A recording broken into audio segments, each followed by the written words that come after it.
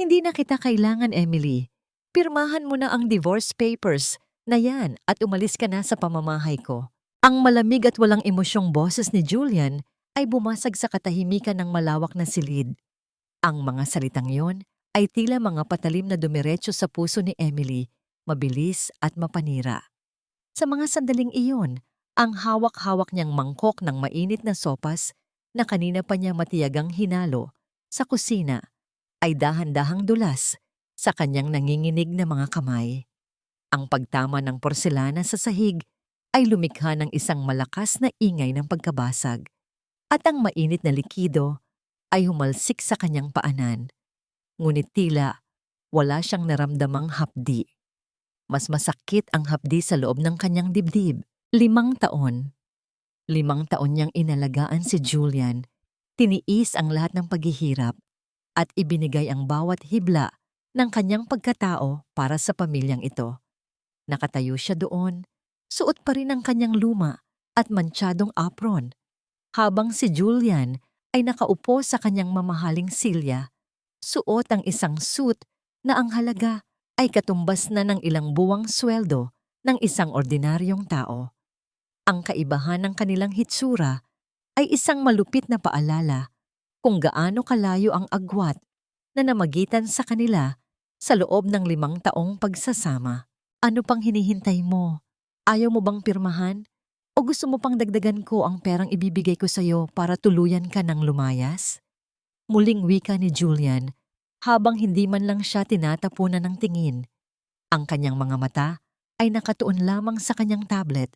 Tila ba ang asawang kaharap niya ay isang istorbo lamang sa kanyang trabaho. Isang matunog na tawa ang narinig mula sa gilid ng silid. Doon ay nakatayo si Doña Beatriz, ang kanyang biyenan, na kailanman ay hindi siya tinanggap bilang tao. May hawak itong rosaryo sa kaliwang kamay, ngunit ang mga salitang lumalabas sa kanyang bibig ay malayo sa pagiging banal. Iha, huwag mo nang pahabain pa ang drama mo. You don't belong here. Alam mo naman mula noong una na pinatira ka lang namin dito dahil sa awa.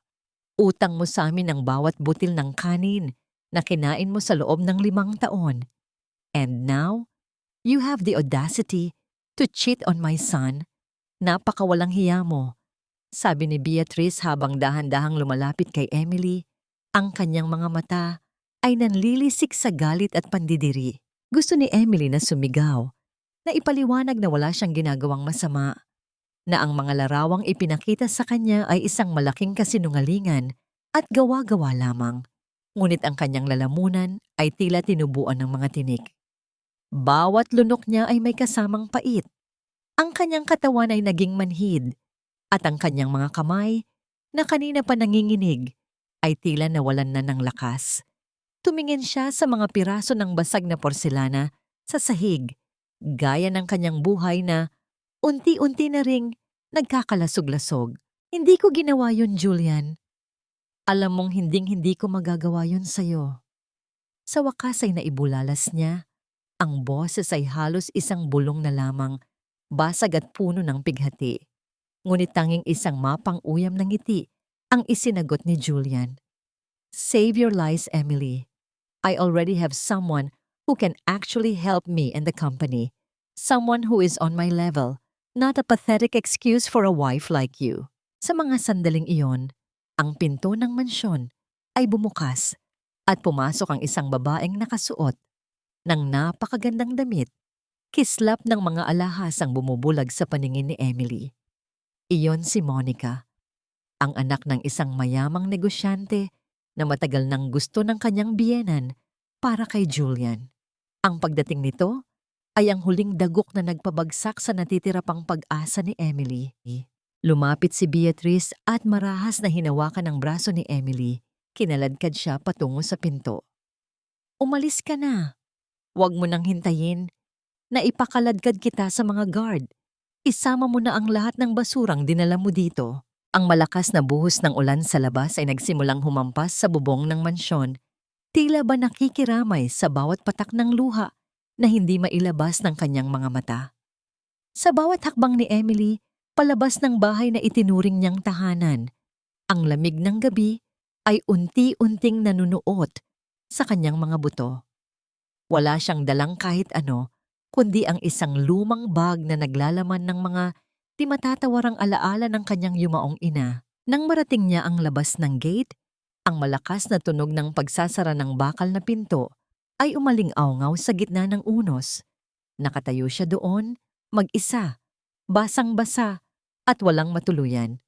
Ang kalsada ay madilim at ang tanging liwanag na nakikita niya ay ang mga headlight ng sasakyan ni Monica na papasok sa mansyong kakalabas lang niya. Napaluhod si Emily sa basang kalsada.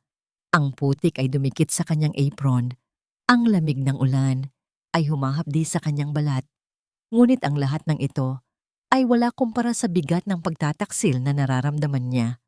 Sa gitna ng dilim at ng ingay ng kulog, isang katanungan ang paulit-ulit na bumabalot sa kanyang isipan. Bakit ang taong pinag-alayan mo ng lahat ng iyong pagmamahal ang siya ring unang kikitil sa iyong huling pag-asa? Hanggang kailan kailangang magtiis ng isang pusong tanging katapatan lamang ang alam na ibigay? Ang bawat patak ng ulan na tumatama sa balat ni Emily ay tila mga karayom na nabaon sa kanyang pagkatao. Malamig at walang pakundangan. Naglalakad siya sa gilid ng kalsada. Ang kanyang mga manipis na tsinelas ay lumulubog sa malapot na putik habang ang kanyang paningin ay malabo dahil sa pinaghalong luha at tubig ulan. Ang tanging bitbit niya ay ang isang lumang bag na gawa sa kupas na tela. Ang tanging kayamanan na hindi naagaw ng mga Harrington sa kanya dahil itinuturing nila itong basura. Ngunit sa loob ng basurang iyon ay naroon ang huling piraso ng kanyang dangal, ang lihim na itinago ng kanyang ina sa loob ng maraming taon. Tumigil siya sa ilalim ng isang waiting shed na may bumbilyang aandap-andap. Ang liwanag nito ay tila naghihingalo gaya ng kanyang espiritu. Nanginginig ang kanyang mga daliri habang binubuksan ng bag at kinakapa ang isang maliit at lumang kahon. Sa loob nito ay ang isang singsing na may kakaibang disenyong tila isang korona at sa ilalim ng telang nakabalot dito ay may isang maliit, dilaw na papel na may mga sulat kamay na halos mabura na ng panahon. Ito ang liham na ibinigay sa kanya ng kanyang ina bago ito malagutan ng hininga, na may mahigpit na bilin na buksan lamang ito sa oras na wala na siyang matakbuhan. Emily, aking anak, kung binabasa mo ito, ibig sabihin ay dinala ka ng tadhana sa dulo ng iyong pasensya. Huwag kang matakot. Ang singsing na ito ang magdadala sa iyo pabalik sa tunay mong tahanan. Hanapin mo si Attorney Valdez sa kalyang ito. Siya ang magtuturo sa iyo kung sino ka talaga. Ang kanyang pagbasa ay naputol nang marinig niya ang tunog ng mabilis na pagtakbo sa di kalayuan. Isang pamilyar na anino ang papalapit sa kanya sa gitna ng dilim. Iyon si Yaya Loring, ang matandang katulong sa mansyon na lihim na nagmamahal sa kanya. Humihingal ang matanda, basa rin ng ulan, at may hawak na isang maliit na plastic bag. Emily, iha, ang paos na boses ni Yaya Loring ay sapat na upang muling bumuhos ang luha ni Emily. Inabot ng matanda ang isang makapal na shawl at isang mainit na pandesal. Ito lang ang naisama ko bago ako makita ni Doña Beatriz. Umalis ka na dito, iha. Malayo ang mararating mo. Huwag mo nang lilingunin ang mga taong bumasag sa puso mo. May mas malaking mundo sa labas ng mansyong yon. Niyakap ng mahigpit ni Emily ang matanda. Ang init ng katawan ni Yaya Loring, ang tanging bagay na nagpaalala sa kanya na tao pa rin siya, na may halaga pa rin siya sa kabila ng lahat ng pangaalipusta. Salamat, Yaya. Hinding-hindi ko po kayo malilimutan. Ang bulong ni Emily sa gitna ng hikbi. Naghiwalay sila nang may mabigat na loob. Nagpatuloy si Emily sa paglalakad hanggang sa marating niya ang address na nakasulat sa papel. Isang lumang opisina sa dulo ng isang tahimik na kalsada. Ngunit bago pa man siya makahakbang patungo sa pinto, isang mahaba at itim na sasakyan ang dahan-dahang huminto sa kanyang tapat. Ang bintana nito ay bumaba at isang lalaking may seryosong muka, suot ang isang mamahaling Amerikana, ang tumingin sa kanya ng may paggalang. Isang paggalang na hindi niya kailanman naramdaman sa loob ng 5 taon mula kay Julian. "Miss Emily Carter?" Ang tanong ng lalaki. Ang boses ay malalim at puno ng awtoridad. Tumango si Emily ng bahagya. Pilit na pinatatatag ang kanyang boses. "Sino po sila?" Bumukas ang pinto ng sasakyan at lumabas ang lalaki. Bitbit ang isang malaking payong upang protektahan si Emily mula sa ulan. "Ako si Attorney Valdez. 15 taon kaming naghintay sa sandaling ito. Ang iyong lolo, si Don Alexander Sterling, ay matagal nang naghahanap sa kanyang nag-iisang tagapagmana bago siya pumanaw. Miss Sterling, tapos na ang panahon ng iyong pagtatago sa dilim." Tumingin si Emily sa lalaki. Pagkatapos ay sa singsing na hawak niya. Ang pangalang Sterling ay umalingaw-ngaw sa kanyang isipan. Isang pangalang kasing tunog ng kapangyarihan, yaman, at higit sa lahat, katarungan. Sa isang iglap, ang bawat hirap, ang bawat sampal, at ang bawat pang-aapi ng mga Harrington ay tila naging maliliit na alikabok sa harap ng malaking katotohanan ito. Ngunit kasabay ng pag-asa ay ang isang matinding kaba. Sino ba talaga ang mga Sterling? At bakit kailangang itago ng kanyang ina ang katotohanan ito hanggang sa kanyang huling hininga? Sumakay si Emily sa loob ng sasakyan, iniwan ang malamig na kalsada at ang anino ng mansyon ng mga Harrington. Habang umaandar ang sasakyan palayo, nakita niya sa rearview mirror ang liwanag ng Manila na unti-unting lumiliit. Ang babaeng lumabas sa mansyong yon ay basag at talunan.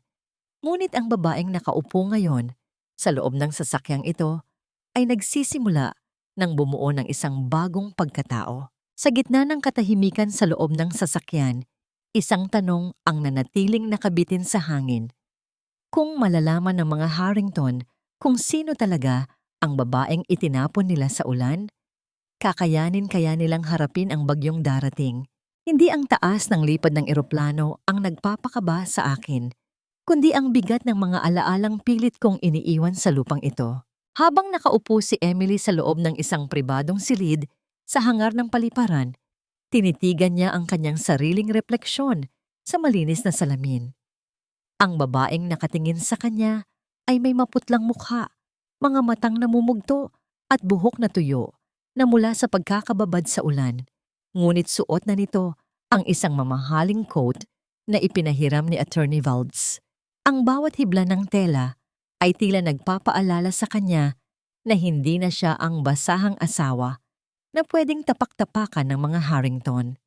Gayunpaman, sa loob ng kanyang dibdib, ang bawat tibok ng puso ay tila isang pagsusumamo na sana ay panaginip lang ang lahat. "Miss Sterling, narito na ang iyong passport at lahat ng dokumentong kakailanganin mo sa Zurich." Mahinahong wika ni Attorney Valdez habang inilalapag ang isang itim na folder sa mesa. Mula sa sandaling lumipad ang eroplanong ito, hindi mo na kailangang mag-alala sa pera, sa matitirhan, o sa mga taong nangapi sa'yo. Ang legacy ng iyong lolo ang magiging baluti mo. Tumingin si Emily sa bintana, kung saan tanaw ang unti-unting pagliliwanag ng langit. Ang Manila ay gising na, at sa isang sulok ng lungsod na yon, marahil ay mahimbing pang natutulog si Julian sa tabi ng ibang babae, kampante sa pag-aakalang nagtagumpay silang wasakin siya. Isang mapait na ngiti ang gumuhit sa kanyang mga labi. Kinuha niya ang kanyang lumang wedding ring mula sa bulsa, ang singsing na pinag-ipunan ni Julian noong nagsisimula pa lamang sila, noong akala ni Emily ay sapat na ang pag-ibig para mabuhay. Dahan-dahan niyang inilapag ang singsing sa ibabaw ng malamig na mesa ng airport, ng pagpapakawala. Hindi niya ito dadalhin sa Zurich. Hindi niya hahayaang ang isang pirasong bakal ay maging tanikala sa kanyang bagong buhay. Eksaktong sandaling iyon, biglang nag-vibrate ang kanyang lumang cellphone. Ang pangalan ni Julian ay kuminang sa screen. Sa loob ng 5 taon, ang pangalang ito ang nagbibigay sa kanya ng ligaya. Ngunit ngayon, tila ito ay isang lason na ayaw na niyang malasahan. Sinagot niya ito, hindi dahil sa pangungulila, kundi dahil sa huling pagtutuos ng loob. Emily, sa wakas sinagot mo rin. Ang boses ni Julian ay hindi puno ng pagsisisi, kundi ng puot at pagmamadali. Makinig ka. Siguraduhin mong hindi ka magpapakita sa kahit kanino sa mga business partners ko. Huwag kang gagawa ng kahit anong eksena o hihingi ng tulong sa media. I've already blocked your accounts at yung mga gamit mong naiwan dito, ipinatapon ko na sa charity. Huwag ka nang babalik, Emily. You're just a stain in my reputation. Ang bawat salita ni Julian ay tila isang sampal na hindi na nagpapaluha kay Emily, kundi nagpapatigas sa kanyang kalooban. Ang kanyang lalamunan na kanina ay nanunuyo, ay biglang nagkaroon ng boses na puno ng kakaibang lamig. Huwag kang mag-alala, Julian. Ang tugon niya, ang boses ay matatag at walang panginginig. Ang Emily na kilala mo ay wala na. Ipinatapon mo na siya kagabi sa gitna ng ulan, di ba? At tama ka. Hinding-hindi na ako babalik bilang ang babaeng minaliit ninyo. Hindi na niya hinintay ang sagot nito at tuluyan ng pinatay ang tawag. Inabot niya ang basag na cellphone kay Attorney Valdez. Pakitapon na rin po ito. Ayaw ko nang may matira pang kahit anong koneksyon sa kanila. Habang naglalakad siya patungo sa dambuhalang eroplano na naghihintay sa kanya, ang tunog ng hangin sa paligid ay tila isang bulong ng paglaya. Sa bawat baitang ng hagdan na kanyang inaakyat, nararamdaman niya ang unti-unting pagbigat ng kanyang pananagutan. Hindi na lang siya basta Emily, siya na si Evelyn Sterling, ang nag-iisang tagapagmana ng isang imperyo na may kakayahang bumili ng buong pagkatao ng mga Harrington kung gugustuhin niya. Nang sumara ang pinto ng eroplano, ang katahimikan sa loob ay naging sapat na espasyo para sa kanyang pighati. Habang nararamdaman niya ang pag-angat ng sasakyang panghimpapawid, tiningnan niya ang Manila sa huling pagkakataon mula sa itaas. Ang mga ilaw ng lungsod ay tila mga bituing unti-unting namamatay. Paalam, Emily, ang bulong niya sa sarili habang ang unang luha ng kanyang bagong simula ay pumatak sa kanyang pisngi. Ngunit sa gitna ng katahimikan ng flight, lumapit si Attorney Valdez at may iniabot na isa pang envelope. Miss Sterling, may isang bagay pa na hindi mo alam. Ang pagkamatay ng iyong ina, may kinalaman ng pamilya Harrington sa kung bakit siya naghirap at nagtago sa loob ng maraming taon. Ang kanyang puso ay tila tumigil sa pagtibok. Ang kanyang pag-alis ay hindi na lamang pala tungkol sa pagtakas sa isang masamang asawa. Ito ay tungkol sa isang mas malalim at mas madilim na kasalanan na kailangan niyang pagbayaran. Anong lihim ang itinatago ng mga Harrington na naging sanhi ng paghihirap ng kanyang ina? At hanggang saan ang kayang gawin ni Evelyn Sterling upang makuha ang katarungang matagal na ipinagkait sa kanyang dugo? Ang yelo sa Zurich ay hindi kasing lamig ng pakikitungo ng mga tao sa akin sa Manila, ngunit mas nakakabingi ang katahimikan dito. Nakatitig si Evelyn, ang pangalang kailangan na niyang sanayin, sa malawak at puting tanawin mula sa bintana ng kanyang penthouse sa Zurich. Ang Alps ay tila mga dambuhalang bantay na nakapaligid sa kanya, matatag at hindi natitinag, malayo sa kaguluhan ng EDSA at sa usok ng lungsod na kumitil sa kanyang pangarap. Sa loob ng 3 buwan, ang bawat umaga niya ay nagsisimula sa ganitong paraan. Isang tasa ng mainit na tsa, ang amoy ng mamahaling pabango sa paligid, at ang hapdi ng isang sugat na tila ayaw maghilom sa kabila ng yaman na abot kamay na niya. Ang bawat sulok ng mansyong tinitirhan niya sa Switzerland ay puno ng karangyaan. Ang mga sahig na gawa sa marmol ay kasing kintab ng salamin at ang mga painting sa dingding ay nagkakahalaga ng milyon-milyon. Ngunit sa tuwing titingin siya sa kanyang mga kamay, tila nakikita pa rin niya ang mga gasgas Mula sa pagkayod sa kusina ng mga Harrington, nararamdaman pa rin niya ang bigat ng manchadong apron na suot niya noon at ang boses ni Doña Beatriz na tinatawag siyang walang silbi ay tila isang multo na sumasabay sa ihip ng hanging Swiss. Mrs. Sterling, oras na para sa iyong session kasama ang mga financial advisors. Ang mahinahong boses ni Attorney Valdez ang bumasag sa kanyang malalim na pag-iisip. Humarap si Evelyn sa kanya. Hindi na siya ang babaeng nakayuko. Bagaman may lungkot pa sa kanyang mga mata, ang kanyang tindig ay unti-unti nang nagbabago. Sumailalim siya sa matinding pagsasanay mula sa pag-aaral ng komplikadong takbo ng pandaigdigang merkado hanggang sa tamang paraan ng pananalita at pagkilos ng isang tunay na aristokrata. Ngunit ang pinakamahirap na bahagi ng kanyang pagsasanay ay hindi ang matematika o ang sining, kundi ang pagyakap sa katotohanang hindi na siya ang biktima. Minsan, nakakalimutan kong ako na ito, bulong ni Evelyn habang hinahawakan ang kanyang mamahaling seda na damit. Pakiramdam ko ay ninakaw ko lang ang buhay na ito mula sa isang taong mas karapat-dapat. Ang iyong lolo ay naniniwala sa iyo, Mrs. Sterling. Hindi yaman ang ipinamana niya sa iyo, kundi ang pagkakataong ituwid ang lahat ng mali. Tugon ng abogado. Isang hapon, habang nag-iisa sa kanyang library, nahanap ni Evelyn ang isang luma at itim na journal ng kanyang ina. Dito niya nabasa ang mga linyang nagpasinghap sa kanya. Ang kanyang ina ay hindi lang basta nagtago. Siya ay itinaboy ng mga Harrington noong kabataan pa nito matapos ang isang madilim na transaksyon sa pagitan ng pamilya Sterling at Harrington na nagresulta sa pagbagsak ng reputasyon ng kanyang ina. Ang poot ni Doña Beatriz sa kanya ay hindi lang dahil sa mahirap siya, ito ay dahil sa takot. Takot na ang dugo ng mga Sterling ay muling bumalik upang kunin ang lahat ng ninakaw nila. Ang pagtuklas na ito ang naging mitya ng kanyang pagbabago.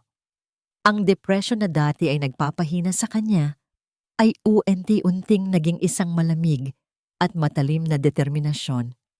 Nagsimula siyang magsanay ng mas matindi. Bawat gabi, imbes na umiyak, ay ginugol niya sa pag-aaral ng mga kahinaan ng Harrington Group. Pinanood niya ang bawat kilos ni Julian sa social media, ang mga larawan nito kasama si Monica, ang kanilang marangyang party, at ang unti-unting pagbagsak ng stocks ng kanilang kumpanya dahil sa maling pamamahala ng kanyang transition sa harap ng isang malaking salamin sa dulo ng kanyang hallway.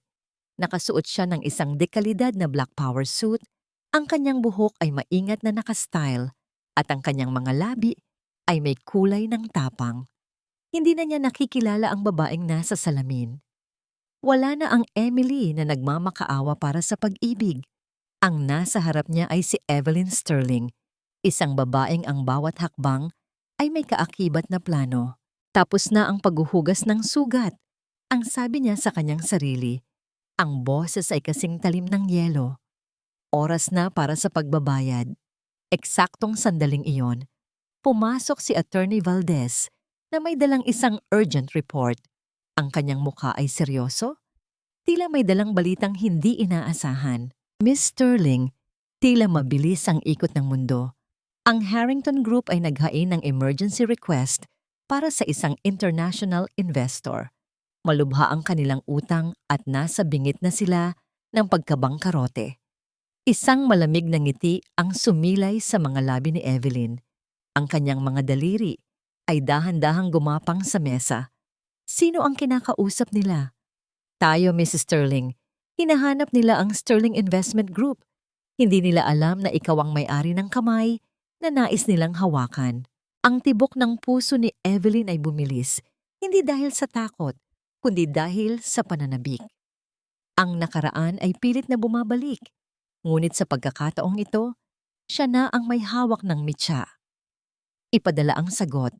Utos ni Evelyn. Sabihin mo sa kanila, handa tayong makipagpulong, ngunit gusto ko, sa Manila ito gawin. Anong mangyayari kapag nalaman ni Julian na Ang huling pag-asa ng kanyang kumpanya ay ang babaeng itinuring niyang basura. At handa na ba si Evelyn na harapin ang mga demonyo ng kanyang nakaraan sa mismong lupang pinanggalingan ng kanyang pighati? Ang kapangyarihan ay parang isang bagong sapatos, makintab sa paningin, ngunit may hatid na hapdi sa bawat hakbang hanggang sa masanay ang iyong paa. Sa loob ng malawak na boardroom ng Sterling Group sa Zurich, ang tanging maririnig ay ang mahinang ugong ng centralized air conditioning at ang banayad na paglipat ng mga pahina ng dokumento. Nakaupo si Evelyn sa dulo ng mahabang mesa na gawa sa madilim na kahoy na walnut. Sa paligid niya ay ang mga batikang direktor at shareholders, mga lalaking buong buhay ay nasa tuktok ng tagumpay na ngayon ay matamang nakatingin sa babaeng may hawak ng kanilang kapalaran. Hindi na siya ang Emily na mabilis yumuko kapag napapagalitan. Ang kanyang likod ay tuwid na tila isang sandigan at ang kanyang mga mata, na dati ay puno ng pag-aalinlangan, ay kasing linaw na ng kristal sa Alps. The proposal from the Harrington Group is flawed. Ang panimula ni Evelyn. Ang kanyang boses ay kalmado, ngunit may awtoridad na tila isang haring naglalabas ng dekreto. They are asking for a lifeline, but they are offering us a sinking ship. Ang kanilang debt-to-equity ratio ay masyadong mataas, at ang kanilang management ay bulok sa loob. But Mrs. Sterling, paghirit ng isang matandang shareholder na si Mr. Hoffman, they have a strong legacy in the Southeast Asian market. If we acquire them at this price, it's a steal. Tumingin si Evelyn ng diretso sa matanda. Ang legacy ay walang halaga kung ang pundasyon ay gawa sa kasinungalingan, Mr. Hoffman. I don't just want a steal. I want total control. I want them to surrender not just their assets, but their pride. Sa sandaling iyon, ang katahimikan sa silid ay naging mabigat. Nakita ng mga naroon na hindi lamang ito usaping negosyo para sa kanilang bagong leader. May mas malalim na apoy na naglaliyab sa likod ng kanyang mga mata. Matapos ang pulong, nagtungo si Evelyn sa kanyang pribadong kusina sa loob ng opisina. Sa kabila ng lahat ng yaman, paminsan-minsan ay hinahanap-hanap ng kanyang kaluluwa ang panlasang Pilipino. Kinuha niya ang bote ng tuyo at suka. Ang amoy ng bawang na dahan-dahang napiprito sa kawali ay pumuno sa silid. Nagluto siya ng adobo, ang pagkaing madalas niyang ihanda para kay Julian noon. Ngunit nang matikman niya ang sarsa, isang mapait na realisasyon ang gumuhit sa kanyang mukha. Ang lasa ay perpekto, ngunit ang kagalakang nararamdaman niya noon habang nagluluto para sa taong mahal niya ay wala na. Ang lasa ng adobo ngayon ay lasa ng tagumpay, ngunit may kaakibat na pait ng pangungulila sa dating sarili. Ang dating Emily ay nagluluto dahil sa pag-ibig, ang bagong Evelyn ay kumakain upang mabuhay at lumaban. Pumasok si Attorney Valdez, dala ang isang itim na tablet. Miss Sterling, it's confirmed. Julian Harrington personally signed the request for a meeting. He's desperate. He thinks he's meeting with the elusive E. Sterling to save his family name. Dahan-dahang ibinaba ni Evelyn ang kanyang kutsara. Ang puting tela ng table napkin ay maingat niyang idinampi sa kanyang mga labi. Good. Ang maikling tugon niya. Handa na ba ang ating itinerary? Yes, ma'am. We leave for Manila in 48 hours. The hotel is booked, and the press is already buzzing about the arrival of the mysterious heiress of the Sterling Empire. Tumayo si Evelyn at lumakad patungo sa malawak na salamin na abot hanggang kisame. Tiningnan niya ang kanyang refleksyon, ang mamahaling suot, ang matikas na tindig, ang maskahara ng isang reyna. Julian! Beatrice! Bulong niya sa hangin, ang kanyang hininga ay nagmula sa kaibuturan ng kanyang mga alaala. Sana ay inihanda ninyo ang inyong mga sarili. Dahil ang babaeng itinapon ninyo sa putikan ay babalik. Hindi para magmakaawa, kundi para kunin ang katarungang matagal na ninyong ninakaw. Sa kanyang isipan, nakikita na niya ang mukha ni Julian sa oras na magtama ang kanilang mga paningin. Ang takot, ang gulat, At ang huli, ang pagsisisi. Ang unang hakbang ng kanyang paghihiganti ay hindi isang pagsabog, kundi isang tahimik na paglalakad pabalik sa lugar kung saan siya unang winasak. Ngunit habang papalapit ang kanyang pagbabalik, isang lihim na tawag ang natanggap ni Attorney Valdez mula sa Manila. Isang impormasyon na maaaring magpabago sa lahat ng plano ni Evelyn tungkol sa tunay na dahilan kung bakit siya pinakasalan ni Julian noon. Mayroon pa bang mas malalim na pagtataksil na hindi pa natutuklasan ni Evelyn?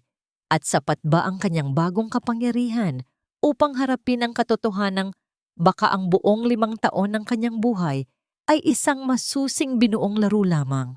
Hindi ang init ng sikat ng araw sa Maynila ang nagpapasikip sa aking dibdib, kundi ang bawat pamilyar na kanto ng kalsadang tila sumisigaw ng aking mga lumang pighati habang dahan-dahang bumababa ang gulong ng pribadong eroplano sa semento ng tarmac. Naramdaman ni Evelyn ang bahagyang pagyanig ng sasakyan, isang pagyanig na tila tumagos hanggang sa kanyang mga buto. 3 taon. 3 taon siyang naging bilanggo ng malamig na yelo sa Zurich, pilit na pinapatigas ang kanyang puso upang maging kasing tibay ng brilyante. Ngayon, sa pagdampi ng maalinsangang hangin ng Pilipinas sa kanyang balat, tila unting natutunaw ang baluti na maingat niyang binuo. Miss Sterling, narito na ang sasakyan. Handa na ang lahat sa hotel. Mahinahong wika ni Attorney Valdez. Tumango si Evelyn. Nakasuot siya ng isang malaking salamin na kulay kape. Itinatago ang kanyang mga mata na tila may sariling mundong pilit na ikinukubli. Habang binabaybay ng mamahaling itim na limousine ang kalsada patungo sa Makati, nakatingin lang siya sa bintana. Nadaanan nila ang isang lumang overpass kung saan siya dati ay nakatayo, basang-basa ng ulan at naghihintay ng bus pagkatapos ng isang buong araw na pagsisilbi sa mga Harrington. Ngayon, ang mga taong nasa labas ay tumitingin sa kanyang sasakyan nang may paghanga at inggit, hindi alam na ang babaeng nasa loob ay ang parehong babaeng minsan na nilang hindi napansin sa karamihan. Pagdating sa hotel, ang bawat staff ay nakayuko sa kanya. "Welcome back, Mrs. Sterling." Ang sabay-sabay nilang bati. Ang bawat hakbang niya sa makapal na carpet ng lobby ay tila isang deklarasyon ng kanyang pagbabalik. Ngunit sa likod ng marangyang paligid, nararamdaman ni Evelyn ang panginginig ng kanyang mga kamay. Pumasok siya sa kanyang suite at agad na nagtungo sa balkonahe. Mula doon, tanaw niya ang mga ilaw ng lungsod. Sa malayo, nakikita niya ang tuktok ng isang gusaling may pamilyar na logo, ang Harrington Group. Ang kumpanyang dati ay tila isang dambuhala sa kanyang paningin. Ngayon ay mukhang isang maliit at naghihingalong anino na lamang. Habang nakatingin sa malayo, napansin niya ang isang maliit na florera sa gilid ng mesa na may lamang mga bulaklak ng sampagita. Ang amoy nito ay biglang nagdala sa kanya pabalik sa gabi ng kanyang kasal. Isang simpleng selebrasyon kung saan ang tanging alahas niya ay ang bango ng mga bulaklak na iyon. Hinawakan niya ang isang talulot, dahan-dahang pinisil hanggang sa lumabas ang bango nito. Napagtanto niya na kahit gaano karaming manamamahaling pabango mula sa Europa ang gamitin niya, ang amoy ng sampagita ay palaging magpapaalala sa kanya ng babaeng si Emily, ang babaeng nagmahal ng tapat, ngunit binaliwala. Ang pagkakaibang ito ng amoy ng yaman at amoy ng kahapon ang nagpatulos sa kanyang luha, hindi dahil sa lungkot, kundi dahil sa pagtanggap na hindi na siya kailanman makakabalik sa pagiging payak. "Ma'am," tumawag po ang assistant ni Mr. Julian Harrington, ulat ng kanyang sekretarya mula sa pinto. Nasa baba na po siya. Masyado siyang maaga sa itinakdang oras. Mukhang hindi na siya makapaghintay na makilala ang tagapagligtas ng kanilang kumpanya. Isang malamig na ngiti ang sumilay sa mga labi ni Evelyn. Kinuha niya ang isang kulay pulang lipstick at dahan-dahang pinahiran ang kanyang mga labi. Tila naglalagay ng pintura para sa isang giyera. "Hayaan mo siyang maghintay," utos ni Evelyn. "Gusto kong maramdaman niya ang bawat minuto ng pagkainip. Gusto kong malaman niya ang pakiramdam ng isang taong nagmamakaawa para sa atensyon. Matapos ang 30 minuto, bumaba si Evelyn patungo sa hotel bar, kung saan ang mga ilaw ay madilim at ang musika ay banayad. Mula sa malayo, nakita niya ang isang lalaking nakaupo sa dulo. Balisa at panay, ang tingin sa kanyang mamahaling relo. Iyon si Julian. Mukha siyang pagod, mas matanda, kaysa sa huling pagkakataong nakita siya ni Evelyn.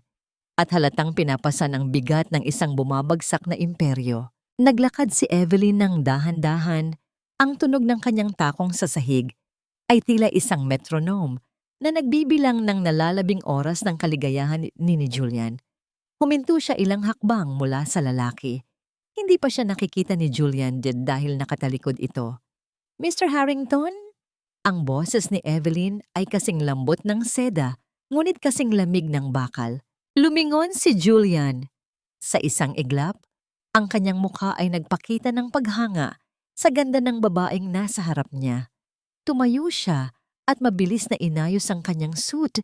Ang kanyang mga mata ay nagniningning sa pag-asang ito na ang babaeng magliligtas sa kanya mula sa kahihiyan. "Miss Sterling, isang malaking karangalan ang makaharap ka," wika ni Julian, sabay abot ng kanyang kamay. Ang kanyang boses ay puno ng pambobola, ang parehong boses na ginamit niya noon upang paibigin si Emily. Tiningnan lamang ni Evelyn ang nakalahad na kamay ni Julian, ngunit hindi niya ito tinanggap. Sa halip, tinitigan niya ang lalaki ng diretso sa mga mata.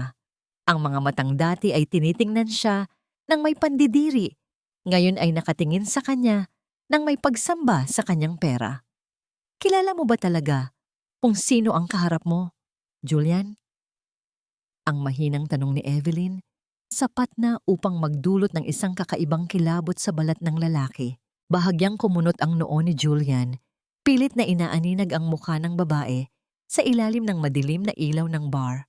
May kung anong pamilyar sa boses na yon, isang himig na tila narinig na niya sa isang masamang panaginip.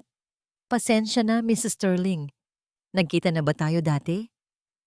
Ang nag-aalinlangang tanong ni Julian, habang ang pawis ay nagsisimulang mabuo sa kanyang noo. Sa ilalim ng madilim na ilaw ng bar, ang anino ng nakaraan ay dahan-dahang gumagapang. Pilit na humahawak sa mga laylayan ng aking bagong pagkatao. Nanatiling tahimik si Evelyn. Tinititigan ang bawat galaw ni Julian. Nakita niya ang pamilyar na paraan ng pag-ayos nito ng kanyang necktie kapag kinakabahan at ang pagpilit nitong magmukhang kampante sa kabila ng pawis na namumuo sa kanyang sentido.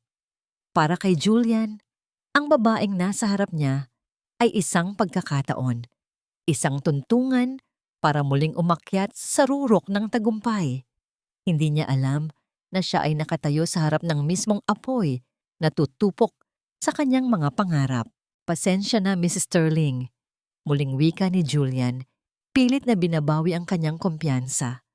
"Masyado lang siguro akong nadala ng iyong ganda at ng iyong tinig. It's just, you remind me of someone, though she's nowhere near your class and stature." Isang mapait na ngiti ang sumilay sa mga labi ni Evelyn.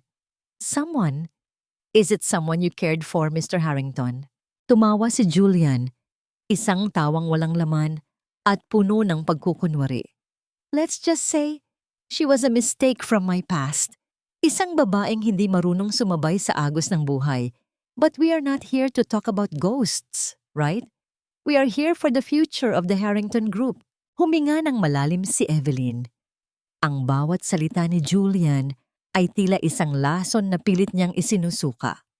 Napagtanto niya na sa loob ng 3 taon, wala pa ring nagbago sa lalaking ito.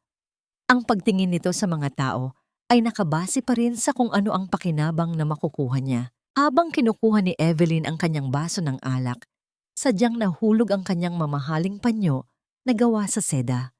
Mabilis na kumilos si Julian upang pulutin ito.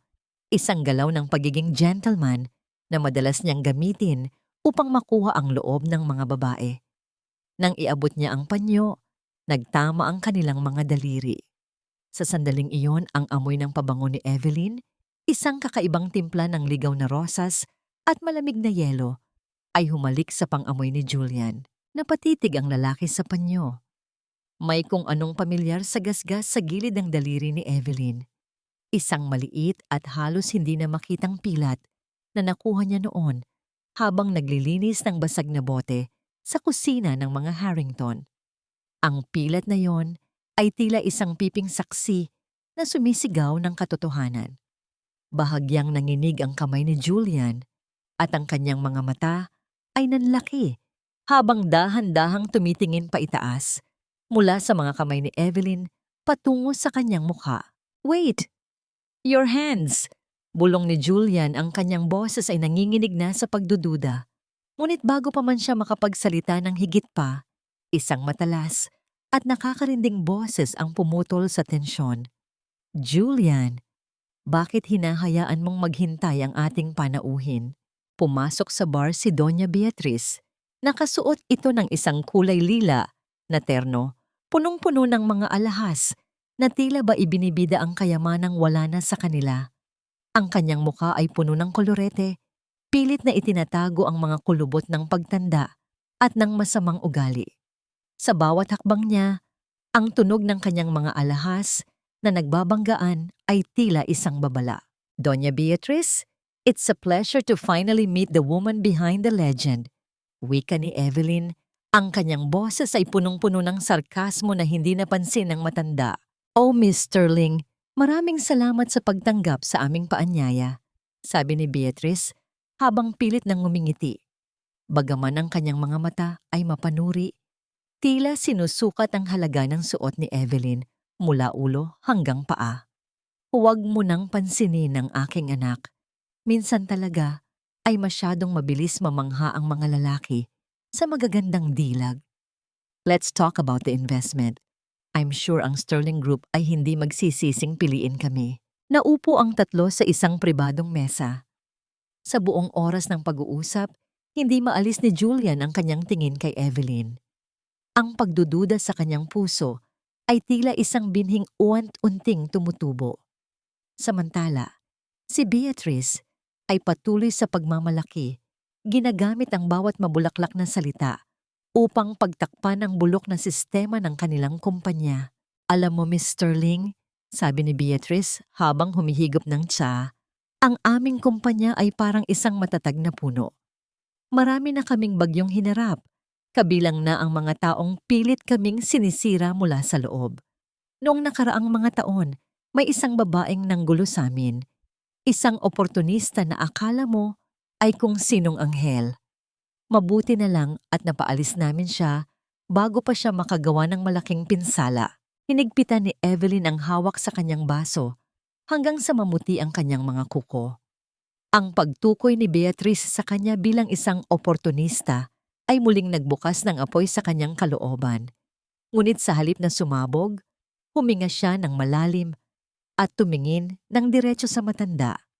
"Talaga po, Doña Beatriz? Nakaka-curious naman. Ano pong nangyari sa babaeng yon?" Tanong ni Evelyn. Ang kanyang tono ay tila isang batang nakikinig sa isang kwento. "Ayun, marahil ay nasa kalsada pa rin, namumulubi," sagot ni Beatrice nang may pang-uuyam. Ang mga taong walang pinag-aralan at walang yaman ay laging nauuwi sa kung saan sila nararapat, sa putikan. Isang mahabang katahimikan ang namayani sa mesa. Tumingin si Evelyn kay Julian na tila hindi na komportable sa mga sinasabi ng kanyang ina. Pagkatapos, tumingin siya kay Beatrice. "Alam niyo po, Doña Beatrice, may isang bagay akong natutunan sa Zurich." Panimula ni Evelyn. Ang kanyang boses ay bumaba sa isang nakakatakot na tono.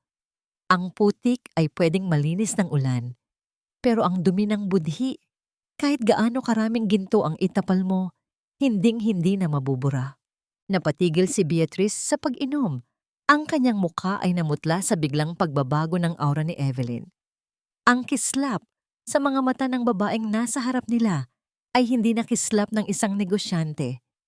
Ito ay kislap ng isang taong may dalang hatol.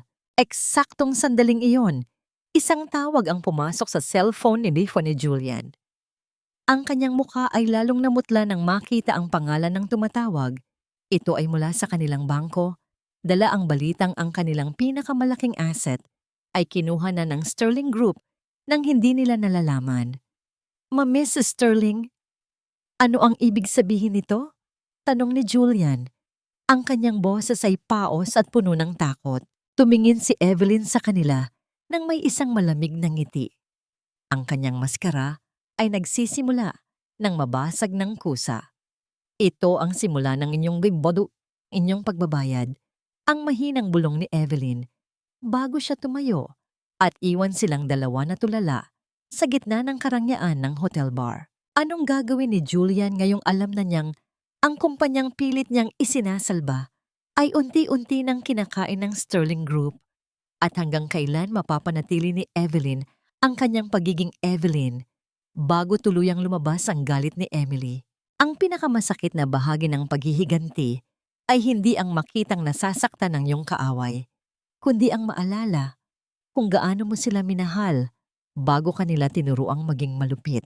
Pagbalik ni Evelyn sa kanyang suite, ang katahimikan ng silid ay tila isang mabigat na kumot na bumabalot sa kanya. Huminto siya sa harap ng malawak na salamin at dahan-dahang tinanggal ang kanyang mga alahas. Ang bawat kislap ng brilyante ay tila nangungutya sa kanya. Isang paalala na sa likod ng lahat ng yaman at kapangyarihan ay isang babaeng may malalim na sugat na hindi kayang tahiin ng pera.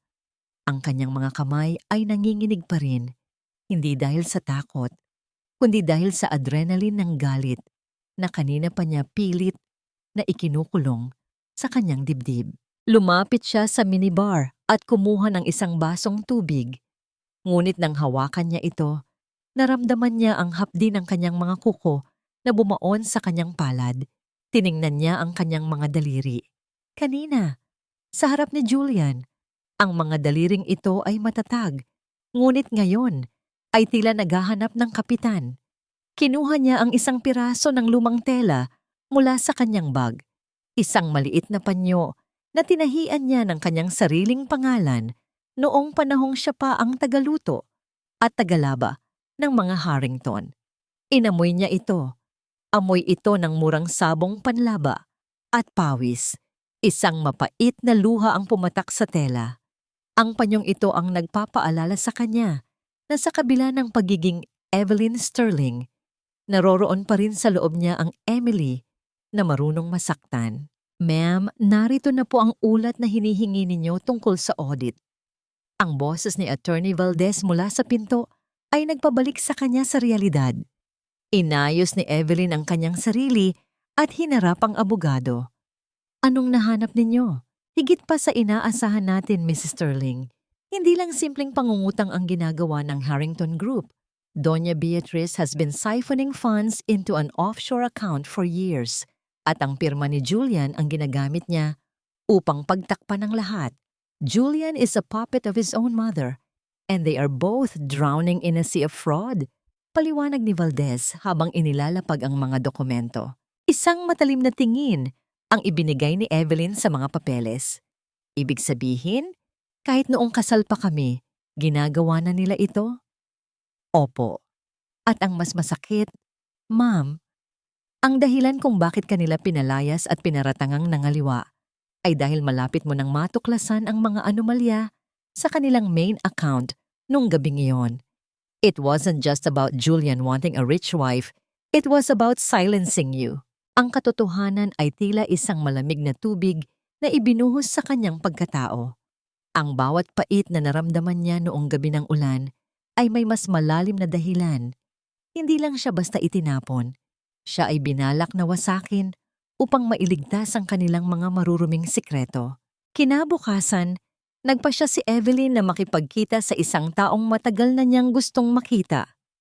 Sa isang maliit at tahimik na parke, malayo sa mga mata ng media, isang matandang babae ang nakaupo sa isang bench, balot ng isang luma, ngunit malinis na shawl. Iyon, si Yaya Loring. Nang lumapit si Evelyn, hindi agad siya nakilala ng matanda dahil sa kanyang eleganteng hitsura. Ngunit nang magsalita si Evelyn, ang mundo ay tila huminto para sa kanila. Yaya, ako po ito.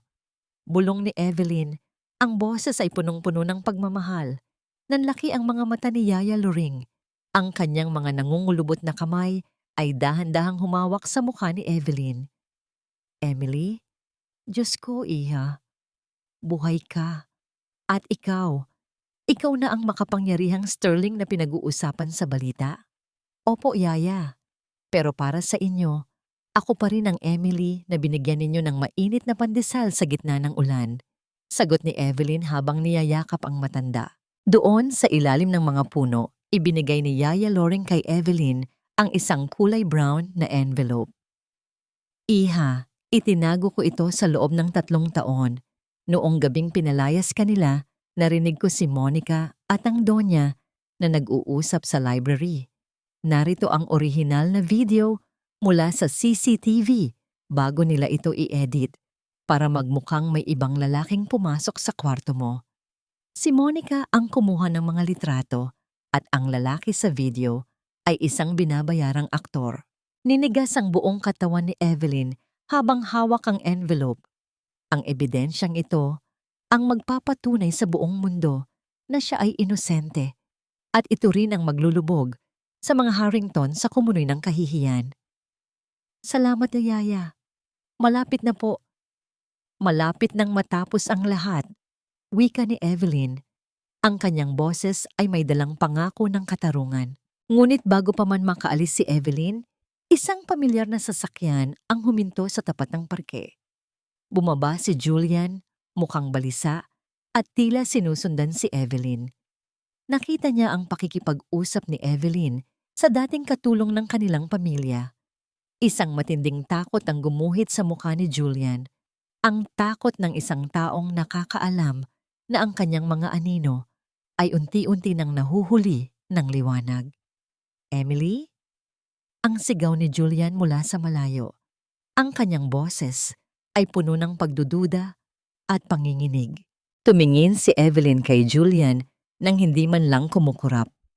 Hawak niya ang ebidensya ng kanilang kasalanan at sa kanyang tabi ay ang tanging taong nakakita sa kanyang paghihirap. Ang trap ay handa na at si Julian ay kusang naglalakad patungo dito.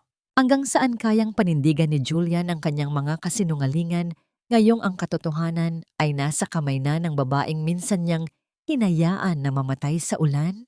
At ano ang gagawin ni Evelyn kung ang huling piraso ng katotohanan ay may kinalaman sa isang bagay na mas mahalaga pa sa yaman, ang kanyang nawawalang anak? Hindi ba't nakakamangha? Ang mga taong nasa ibaba ay dapat nating kinakaawaan, ngunit kailangan din silang turuan ng leksyon para malaman nila ang kanilang lugar. Ang boses ni Doña Beatriz ay umalingaw-ngaw sa loob ng marangyang ballroom kung saan ginaganap ang isang charity gala. Nakatayo siya sa gitna ng entablado, suot ang isang kulay gintong gown na tila ba sumisimbolo sa kanyang kapangyarihan. Sa harap ng maraming tao at ng mga kamera, ang kanyang mukha ay puno ng huwad na kabanalan, ngunit para kay Evelyn na nakamasid mula sa isang madilim na sulok, ang bawat salita ng matanda ay tila laso na binabalot ng asukal. Habang nagpapatuloy ang auction para sa ikabubuti ng mga mahihirap, napansin ni Evelyn ang isang batang waitress na nagkamaling madagi ang laylayan ng terno ni Beatrice. Isang maliit na patak ng wine ang kumapit sa tela. Sa isang iglap, nawala ang bukang ngiti sa mukha ng Donya. Wala ka bang mga mata? Alam mo ba kung magkano ang halaga ng suot ko? Mas mahal pa ito sa kabuuan ng buhay mo. Ang pabulong ngunit matalim na bulyaw ni Beatrice habang pilit na pinipisil ang braso ng bata. Ang bata ay nanginginig sa takot. Ang kanyang mga mata ay nagsisimulang magtubig. Ngunit kailangan niyang manatiling tahimik dahil sa takot na mawalan ng trabaho. Hindi na niya hinintay na matapos ang pang-aapi. Lumakad siya ng matuwid patungo sa gitna ng atensyon. Ang tunog ng kanyang mga takong sa makintab na sahig ay tila isang babala na nagpatahimik sa bulungan ng mga bisita. Huminto siya sa tapat ni Beatrice at dahan-dahang hinawakan ang kamay ng matanda upang pakawalan ang waitress. Doña Beatriz, akala ko ba ang gabing ito ay para sa kawanggawa? Ngunit bakit tila mas mahalaga pa ang iyong terno kaysa sa dangal ng taong nagsisilbi sa'yo? Ang boses ni Evelyn ay kalmado, ngunit may dalang bigat na tila isang hatol. Napatigil si Beatrice. Ang kanyang mukha ay nagpalit kulay mula sa pagkagulat patungo sa pagkapahiya ng mapagtantong maraming tao ang nakatingin. Miss Sterling, pasensya na. Masyado lang akong nagulat. Ang mga ganitong uri ng tao kasi ay kailangang disiplinahin para hindi sila maging pabaya. Isang mapait na ngiti ang sumilay sa mga labi ni Evelyn. Kinuha niya ang isang puting panyo mula sa kanyang clutch at dahan-dahang pinunasan ang mantsa sa damit ni Beatrice. Isang galaw na tila pagpapakumbaba, ngunit ang bawat haplos ay puno ng pang-uuyam. Ang mantsa sa damit ay nadadaan sa laba. Tonya, pero ang mantsa sa ugali. Kahit ubusin mo ang lahat ng pabango sa mundo, hinding-hindi mo yan maitatago. Bumaling si Evelyn sa waitress. Kinuha ang isang bundle ng pera mula sa kanyang bag at inilagay ito sa nanginginig na kamay ng bata. Umalis ka na dito, iha. Humanap ka ng trabahong itatrato ka bilang tao, hindi bilang basahan. Ang tension sa pagitan ni Evelyn at Beatrice ay tila isang kuryenteng bumabalot sa buong silid. Si Julian, na kanina pa nakamasid mula sa malayo, ay dahan-dahang lumapit. Ang kanyang mga mata ay puno ng kalituhan. Nakita niya ang bawat kilos ni Evelyn, ang paraan ng pagtatanggol nito sa api, ang talim ng kanyang mga salita. Ang lahat ng ito ay pamilyar. Ganoon din si Emily noon, ngunit si Emily ay walang boses habang ang babaeng ito ay may kapangyarihang magpabagsak ng isang kumpanya sa isang salita lang. Mrs. Sterling, baka naman pwedeng pag-usapan natin ito ng masinsinan sa opisina. Singit ni Julian, ang kanyang boses ay puno ng pakiusap. Ang Sterling Group ay nangako ng suporta at umaasa kami na ang insidenteng ito ay hindi makakaapekto sa ating deal. Tumingin si Evelyn kay Julian. Sa ilalim ng mga chandelier, ang mukha ni Julian ay tila isang maskara ng desperasyon. Ang aking suporta ay nakabase sa integridad, Mr. Harrington. At sa nakikita ko ngayon, ang kumpanyang ito ay walang iniwan sa isang bulok na mansanas. Maganda sa labas, ngunit puno ng uod sa loob. Lumapit si Evelyn ng bahagya kay Beatrice, sapat na upang ang kanyang hininga ay maramdaman ng matanda. Alam ko ang ginawa mo 3 taon na ang nakalilipas, Beatrice. Alam ko kung paano mo nilinis ang iyong mga bakas. Ngunit tandaan mo, ang katotohanan ay parang tubig. Gaano mo man ito pilitin na pigilan, laging makakahanap iyan ng butas para lumabas. Namutla si Beatrice. Ang kanyang mga labi ay nanginginig, hindi makahanap ng tamang salita para ipagtanggol ang sarili. Ang gaslighting na madalas niyang gawin ay tila hindi tumatalab sa babaeng ito. Miss Sterling, ano ang ibig mong sabihin? Ang nauutal na tanong ni Beatrice. Malalaman niyo rin ang maikling tugon ni Evelyn. Ngunit bago iyon, may isang kondisyon ako para hindi ko tuluyang bawiin ang aking investment. Ano yon? Sabay na tanong ni Julian at Beatrice. Tumingin si Evelyn sa paligid ng ballroom. Pagkatapos ay muling ibinalik ang tingin sa kanila. Gusto kong ilabas ninyo ang lahat ng financial records ng Harrington Group mula noong huling 5 taon. Walang bura, walang edit. At gusto ko ring malaman, sino ang nag-utos na i-delete ang mga CCTV footage sa inyong mansyon noong gabing pinalayas ninyo ang inyong dating manugang? Ang katahimikan na sumunod ay naging bingi. Ang mukha ni Beatrice ay naging kasing puti ng papel, habang si Julian ay tila nawalan ng lakas sa kanyang mga tuhod. Ang sikretong pilit nilang ibinaon ay unti-unti nang hinuhukay sa harap ng maraming tao. Eksaktong sandaling iyon, isang malakas na tunog ng pagbagsak ng baso ang narinig mula sa likuran. Si Monica, ang kasalukuyang kinakasama ni Julian, ay nakatayo doon. Ang kanyang mukha ay puno ng takot habang hawak ang kanyang cellphone. Isang balita ang kumakalat sa internet. Isang leaked video na nagpapakita ng tunay na nangyari sa kwarto ni Emily 3 taon na ang nakalilipas. Julian, ang video. Nasa labas na ang video. Ang tanging naisigaw ni Monica bago siya tuluyang mawalan ng malay sa sahig. Tumingin si Evelyn sa kanila nang may isang malamig at mapagtagumpay na ngiti. Ang unang bala ay naiputok na at wala na silang mapagtataguan. Hindi ito totoo. Isang malaking kasinungalingan ang video na yan. Sinisiraan niyo lang ang pamilya Harrington. Ang sigaw ni Doña Beatriz ay umalingaw-ngaw sa buong ballroom. Ngunit sa pagkakataong ito, wala nang yumuyuko sa kanyang awtoridad. Ang bawat panauhin ay abala sa pagtingin sa kani-kanilang mga cellphone kung saan ang mukha ni Emily, ang dating asawa ni Julian na punong-puno ng takot at pagkalito, ay malinaw na makikita sa screen. Ang video ay isang mabilis na montage ng orihinal na CCTV footage na nagpapakita kung paano pinalabas ni Monica at Beatrice ang isang lalaki mula sa likod ng kwarto habang tulog si Emily upang magmukhang may nangyayaring masama. Sa gitna ng kaguluhan, nakatayo si Evelyn Sterling. Ang kanyang tindig ay matatag. Ang kanyang mukha ay kasing lamig ng marmol. Habang pinapanood niya ang pagguho ng mundo ng mga taong minsan ay nagturing sa kanya na dumi. Dahan-dahan niyang itinaas ang kanyang kamay upang ayusin ang isang hibla ng buhok na humarang sa kanyang mata.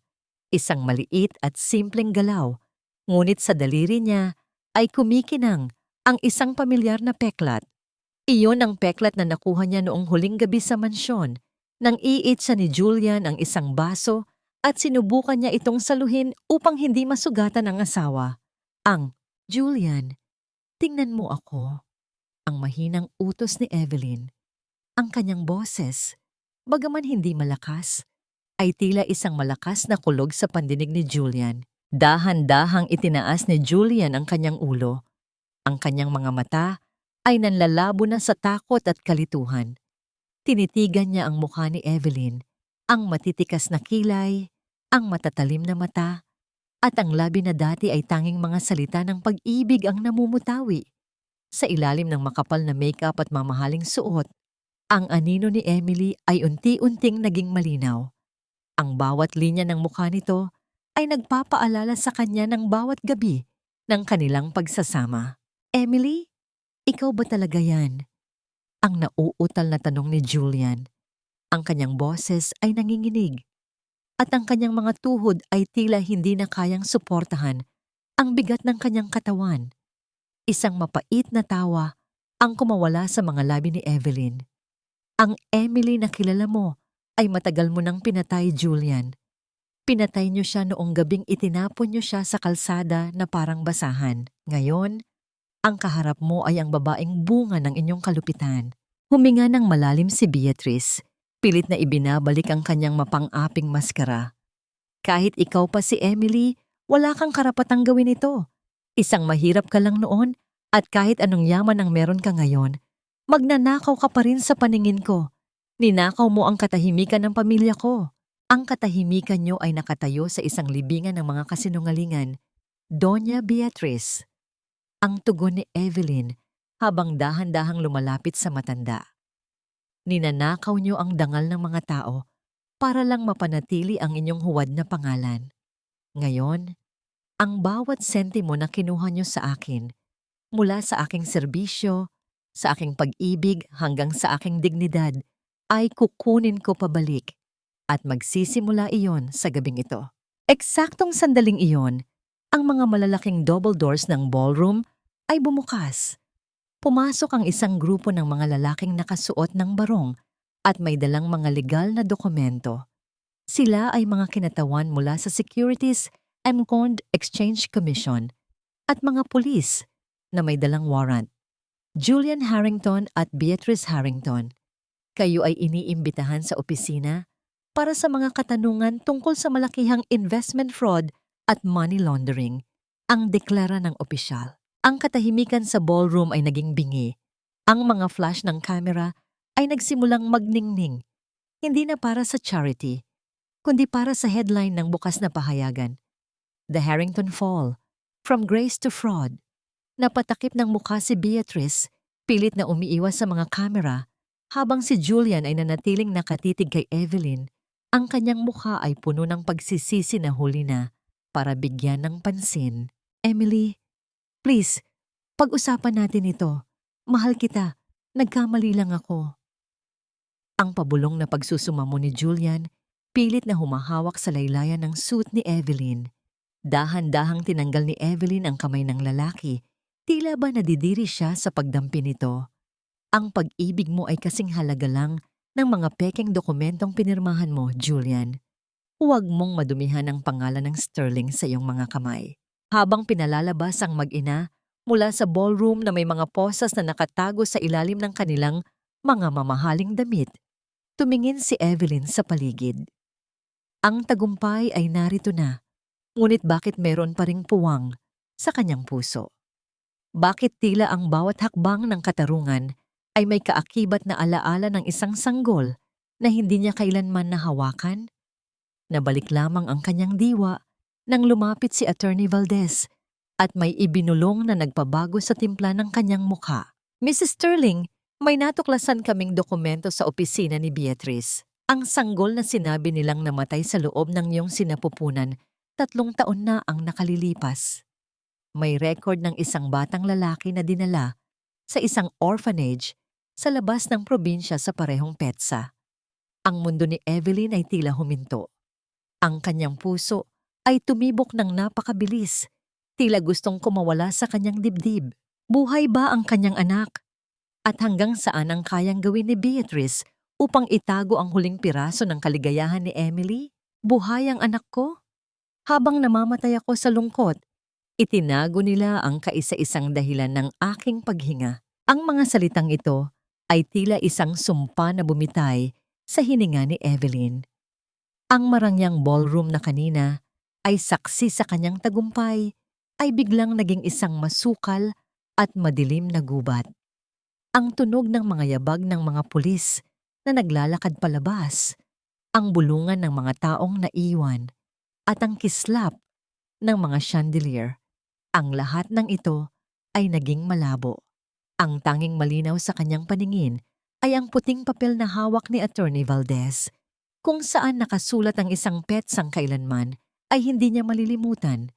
Ang petsa kung kailan sinabi sa kanya ni Beatrice na ang kanyang sanggol ay isinilang na walang buhay. Naramdaman ni Evelyn ang panunuyo ng kanyang lalamunan. Ang kanyang mga tuhod ay nanginig, at kung hindi lamang siya mabilis na naalalayan ni Attorney Valdez, baka tuluyan na siyang bumagsak sa malamig na sahig. Ang kanyang puso ay pumitlag ng mabilis, tila isang ibong nagpupumilit kumawala sa hawla ng kanyang dibdib. Ang bawat tibok ay may kasamang hapdi, isang hapdi na mas matindi pa sa sampal ni Julian o sa pangaapi ni Beatrice. Ma'am, kailangan nating kumilos ng mabilis bago pa nila malinis ang record sa orphanage. Ang mahinang paalala ni Attorney Valdez. Ngunit bago pa man makahakbang si Evelyn, nakita niyang pinalalabas na si Julian at Beatrice. Ang mga posas sa kanilang mga kamay ay itinago sa ilalim ng kanilang mga jacket. Ngunit ang kahihiyan sa kanilang mga mukha ay hindi maitatago ng kahit anong tela. Habang dumadaan sila sa harap ni Evelyn, biglang huminto si Julian. Ang kanyang mga mata ay puno ng luha.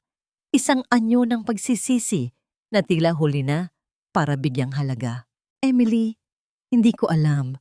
Sumpaman, sinabi ni Mama na pumanaw ang bata pagkapanganak mo. Naniniwala ako sa kanya. Ang paos na sigaw ni Julian. Tumingin si Evelyn kay Beatrice. Ang matanda ay nananatiling matigas. Kahit nasa ilalim na ng kustodya ng mga pulis, ang kanyang leeg ay tuwid pa rin. At ang kanyang mga mata ay nananatiling mapang-api. Isang mapait na ngiti ang sumilay sa mga labi ng Donya. Isang ngamang ngiting tila nagsasabing kahit talo na siya sa pera, nanalo pa rin siya sa pagwasak sa kaligayahan ni Evelyn. Donya Beatrice? Ang boses ni Evelyn ay gumuho sa isang mapanganib na bulong habang lumalapit siya sa matanda. Saan mo dinala ang anak ko? Sabihin mo sa akin, bago ko tuluyang ubusin ang natitira mong lakas sa loob ng kulungan. Isang mahinang tawa ang lumabas sa tuyot na labi ni Beatrice. Ang isang sterling ay hindi dapat lumalaki sa putikan, di ba? Ibinigay ko lang siya sa lugar kung saan siya nararapat. Isang basura para sa mga basurero. Huwag mo akong sisihin, Emily. Ang pagkawala ng batang yon, ang tanging paraan para hindi ka na makabalik sa amin. Sa halip na sumabog sa galit o saktan ang matanda, dahan-dahang itinaas ni Evelyn ang kanyang kamay. Hinawakan niya ang mamahaling perlas na kwintas na suot pa rin ni Beatrice, ang huling simbolo ng yaman nito. Sa isang dahan-dahang hila, ang tali ng kwintas ay naputol. Ang mga butil ng perlas ay isa-isang nahulog sa sahig, lumilikha ng maliliit at sunod-sunod na tunog ng pagtalbog sa semento, tila mga butil ng luhang nagkakaroon ng anyo. Tinitigan ni Evelyn ang mga perlas na gumugulong sa putikan sa labas ng pinto. Gaya ng mga perlas na ito, Beatrice. Ang buhay mo ay nagkalat na sa lupa. At gaya ng anak ko, hahanapin ko siya kahit saang sulok ng mundo. Pero ikaw, mabubulok ka sa lugar na mas madilim pa sa kalsadang pinag-iwanan niyo sa akin. Ang mahinahon, ngunit nakapangingilabot na pahayag ni Evelyn. Pinanood ni Evelyn ang pag-alis ng sasakyan ng pulis. Ang tunog ng sirena ay unti-unting humina hanggang sa muling bumalik ang katahimikan sa gabi. Ngunit ang katahimikang ito ay hindi nagdala ng kapayapaan. Kinuha niya ang kanyang coat at mabilis na naglakad patungo sa kanyang sariling sasakyan. Attorney Valdez, ituloy natin ang plano. Hindi tayo babalik sa hotel. Pupunta tayo sa orphanage sa Laguna. Ngayon din, utos ni Evelyn. Habang binabaybay ng sasakyan ang madilim na highway, nakatingin lang si Evelyn sa labas. Ang bawat ilaw ng poste na nadadaanan nila ay tila nagpapaalala sa kanya ng bawat gabi na iniyakan niya ang batang akala niya ay kinuha na ng langit. Niyakap niya ang kanyang sarili, pilit na pinipigilan ang panginginig. Ang kanyang isipan ay puno ng mga imahe. Isang batang lalaking may mga mata ni Julian, ngunit may puso ng isang sterling. Isang batang lumaki ng walang ina sa loob ng 3 taon.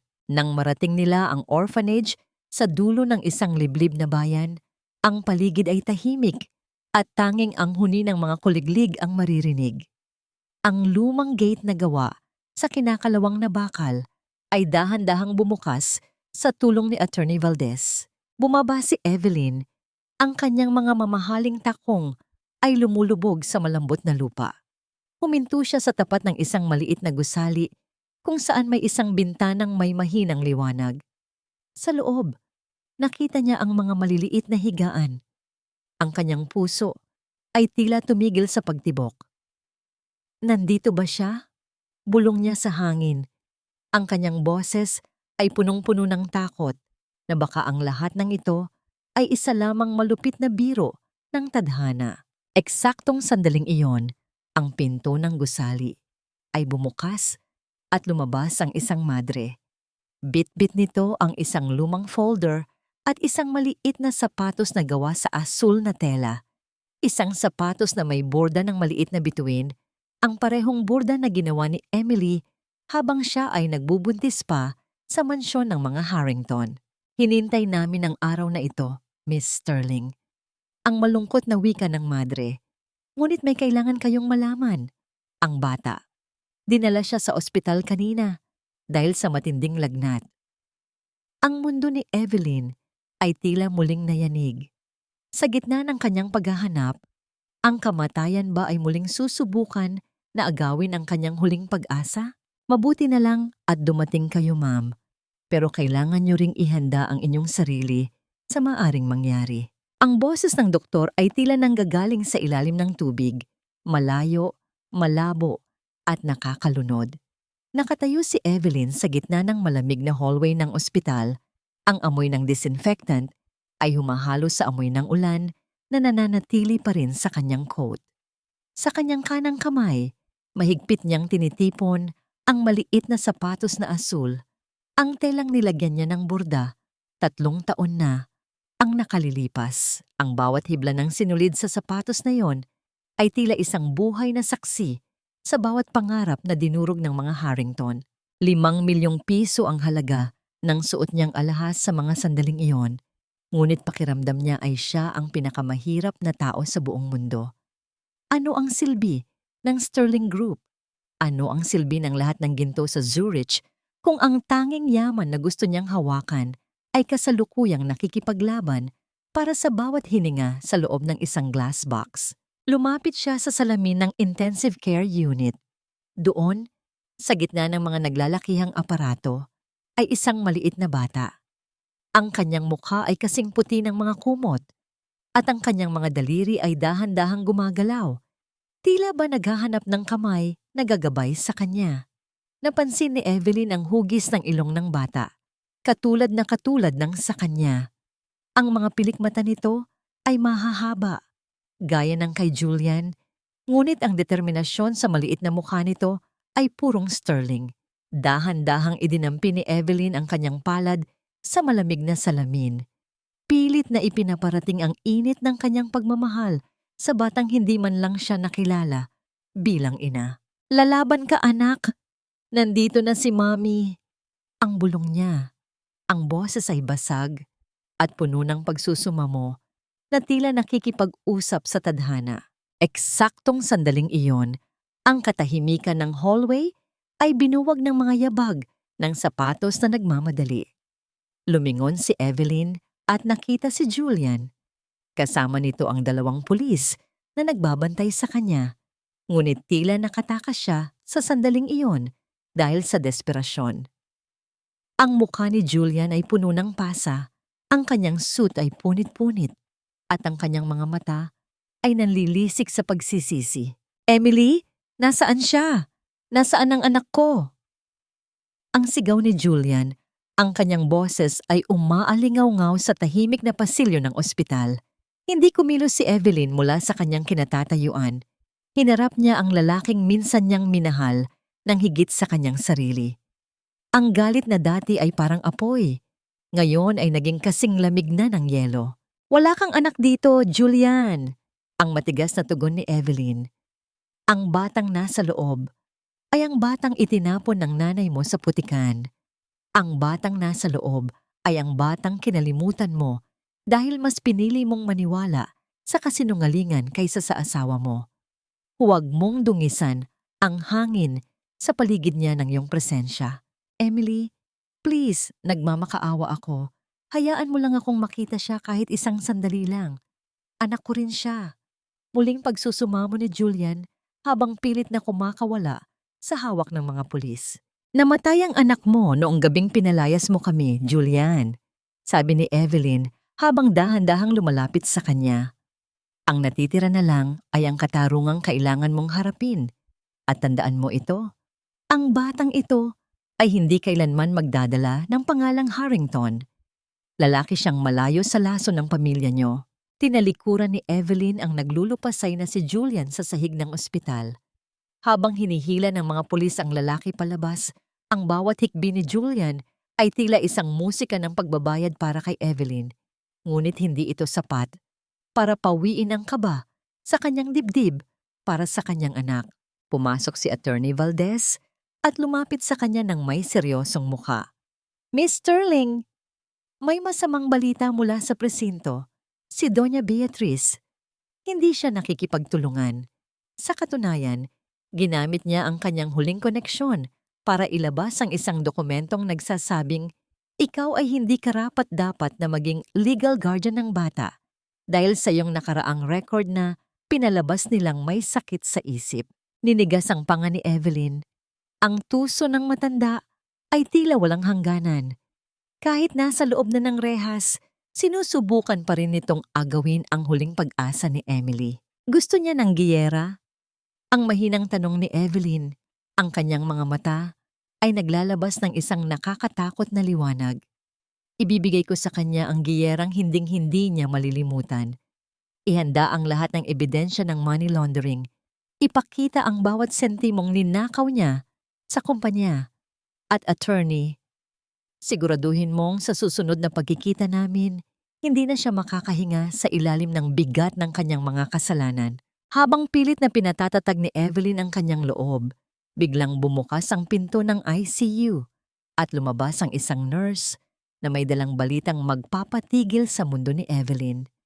Miss Sterling, gising na po ang bata. Pero hinahanap niya ang isang taong tinatawag niyang Lola Loring. Ang pagbanggit sa pangalan ni Yaya Loring ay nagbigay kay Evelyn ng isang matinding pighati. Ang kanyang anak ay lumaking kilala ang katulong, ngunit hindi ang sariling ina. Paano ituturo ni Evelyn sa kanyang anak ang salitang nanay kung ang bawat alaala ng bata ay nakatali sa pamilyang pilit na pumatay sa kanila? At handa na ba si Evelyn na isakripisyo ang kanyang huling piraso ng katarungan para lamang sa katahimikan ng kanyang anak? Hindi sapat ang lahat ng ginto sa Zurich upang mabura ang sakit na makitang ang sarili kong anak ay takot sa aking mga yakap. Nakatayo si Evelyn sa pintuan ng silid sa ospital, pinagmamasdan ang munting si Nathan na mahigpit na nakakapit sa laylayan ng duster ni Yaya Loring. Ang bawat haplos ng matanda sa buhok ng bata ay tila isang kumpas ng kapayapaan, samantalang ang bawat hakbang ni Evelyn palapit ay nagdudulot ng bahagyang panginginig sa maliit na balikat ng kanyang anak. Ito ang pinakamasakit na kabalintunaan. Ang babaeng nagluwal sa kanya ay itinuturing niyang isang estranghero, habang ang pamilyang nagnakaw sa kanya ay ang tanging mundong kanyang kinagisnan. Sa halip na ipilit ang kanyang sarili, lumuhod si Evelyn sa sahig, malayo sa higaan ng bata, at inilabas ang maliit na sapatos na asul. Hindi siya nagsalita. Dahan-dahan lang niyang inilapag ang sapatos sa sahig at itinulak ito patungo sa higaan. Ang tunog ng tela na gumagasgas sa makinis na tiles ay ang tanging maririnig sa silid. Nang makita ni Nathan ang sapatos, unti-unting lumuwag ang kapit niya kay Yaya Loring. May kung anong pamilyar sa borda ng bituin na tila tumatawag sa kanyang munting alaala. "Sa'yo yan, Nathan!" Ang mahinang wika ni Evelyn. Ang kanyang boses ay tila isang uyayi. Ginawa yan ng isang taong matagal na naghintay na makita kang muli. Habang unti-unting bumubuti ang kalagayan ng bata, hindi tumigil ang giyera sa labas. Sa loob ng boardroom ng Sterling Group sa Maynila, hinarap ni Evelyn ang mga natitirang kamag-anak ni Don Alexander Sterling na nagtatangkang kutyain ang kanyang kakayahan dahil sa kanyang nakaraan bilang isang katulong. "Mrs. Sterling, baka nakakalimutan mo na ang dugong nananalatay sa iyo ay galing sa isang babaeng tumakas at namuhay sa hirap." Pang-uuyam ni Uncle Ricardo, isang malalayong kamag-anak na gustong agawin ang kontrol sa kumpanya. Hindi mo kayang protektahan ang imperyong ito kung ang sarili mong pangalan ay nadumihan na ng mga Harrington. Tumayo si Evelyn. Ang kanyang mga kamay ay nakapatong sa mesa. Ang bawat daliri ay tila nakabaon sa kahoy. "Ang dumi na sinasabi niyo ay ang putik na nagpatatag sa akin. At ang pagtakas ng aking ina, iyon ay pagpili sa dangal kaysa sa yaman na puno ng lason gaya niyo. Mula sa araw na ito, ang Sterling Group ay hindi na lamang basta kumpanya. Itatatag ko ang Sterling Compassion Foundation. Kalahati ng dibidendo ng pamilya Sterling ay mapupunta sa pagpapatayo ng mga pasilidad para sa mga inang biktima ng pang-aabuso at mga batang itinapon ng tadhana." Nagulat ang lahat. Ang bawat salita ni Evelyn ay tila isang selyo na nagpatahimik sa mga sakim. Hindi lang niya pinoprotektahan ang yaman, binabago niya ang kahulugan nito. Pagbalik niya sa kanyang opisina, inabutan siya ni Attorney Valdez ng isang lukot na sobre. "Galing ito sa presinto, ma'am, mula kay Doña Beatriz." Nang buksan ni Evelyn ang sulat, ang kanyang mga kamay ay muling nanginginig. Ang sulat kamay ni Beatriz ay hindi na matatag. Tila ang bawat letra ay nagmamakaawa. "Emily o Evelyn, marahil ay iniisip mong nakuha mo na ang lahat. Pero may isang bagay na hindi mo alam tungkol sa gabi ng pumanaw ang iyong ina. Hindi siya namatay sa sakit lang. Namatay siya dahil sa isang lihim na hawak niya laban sa akin. Isang dokumento na magpapatunay na ang lupang kinatatayuan ng mansyon ng mga Harrington ay ninakaw lang namin mula sa mga Sterling sa pamamagitan ng pekeng pirma ng iyong ina. Napatigil ang paghinga ni Evelyn. Ang kanyang ina ay hindi lang basta nagtago. Siya ay piniling patahimikin dahil siya ang susi sa pagbawi ng lahat. Ang pagtataksil ng mga Harrington ay mas malalim pa sa 5 taon ng kanyang paghihirap bilang asawa.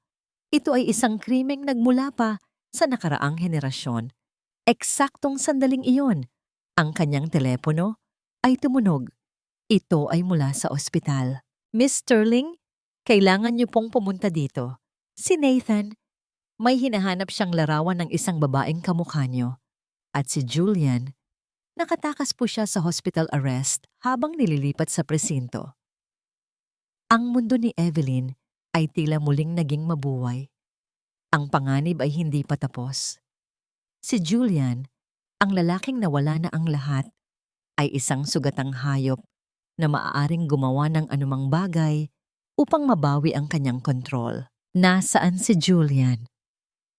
At anong gagawin ni Evelyn ngayong alam na niyang ang buong buhay niya at ng kanyang ina ay binuo sa loob ng isang dambuhalang kasinungalingan ng mga Harrington? Ibigay mo sa akin ang anak ko, Emily. Akin siya. Tayo ang pamilya, hindi ang pera ng mga Sterling. Ang boses ni Julian ay parang gasgas na plakang paulit-ulit na humihiwa sa katahimikan ng silid sa ospital. Nakatayo siya sa tapat ng pintuan, ang kanyang mukha ay hindi na makilala. Madungis, may mga tuyong mantsa ng dugo mula sa kanyang pagtakas at ang kanyang mga mata ay nanlilisik sa desperasyon. Hawak niya ang isang maliit na kutsilyo na nakuha niya sa cafeteria at ang kanyang kamay ay nanginginig ng labis. Tila ba ang kanyang buong pagkatao ay gumuho na sa ilalim ng bigat ng kanyang mga maling desisyon.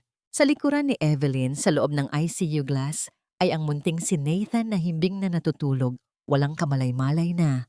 Ang kanyang ama ay muling nagdadala ng bagyo sa kanilang buhay. Dahan-dahang humakbang si Evelyn sa harap ng salamin, ginagawa niyang panangga ang kanyang sariling katawan. Ang kanyang mamahaling seda na blusa ay naglalabas ng bahagyang kaluskos sa bawat galaw niya. Isang marangyang tunog na kabaligtaran ng uod at dumi na dala ni Julian. Wala kang pamilya dito, Julian. Ang pamilyang sinasabi mo ay winasak mo na noong gabing mas pinili mong itapon kami sa ulan para sa pera ni Monica. Ang boses ni Evelyn ay mababa, ngunit kasing talim ng labaha. Wala siyang takot na nararamdaman para sa kanyang sarili. Ang tanging naroon ay ang bagsik ng isang inang nagpoprotekta sa kanyang anak. Nagkamali ako, Emily. Pinilit lang ako ni Mama. Alam mo kung gaano siya kahigpit? Ang pagsusumamo ni Julian habang ang mga luha ay bumabakas sa kanyang maruming pisngi. Patawarin mo ako. Simulan natin ulit. May pera ka na ngayon, di ba? Pwede tayong maging masaya sa ibang bansa. Tayong tatlo ni Nathan. Isang mapait at malakas na tawa ang kumawala sa mga labi ni Evelyn. Ang bawat hagik-hik niya ay puno ng poot at pagkaawa sa lalaking nasa harap niya. Simulan ulit. Julian, hindi nababayaran ng pera ang 5 taon ng pang-aalipusta. Hindi nababayaran ng Sterling Group ang bawat luhang pumatak habang kinukuskus ko ang sahig nyo. At higit sa lahat, hindi mababayaran ng kahit anong yaman ang buhay niyang nanay ko na kinuha ninyo. Dahan-dahan niyang inalis ang kanyang suot na mamahaling relos at inilapag ito sa side table. Ang tunog ng ginto sa ibabaw ng lamesa ay tila isang huling hudyat ng pagtatapos. Tinitigan niya si Julian ng diretso sa mga mata. Ang kanyang tingin ay hindi na kayang tagalan ng lalaki. Ang akala mo ba ay si Beatrice lang ang may kasalanan? Julian, ikaw ang pumatay sa akin. Sa bawat sandaling nakikita mo akong inaapi at nanatili kang tahimik, ikaw ang humahawak ng kutsilyo.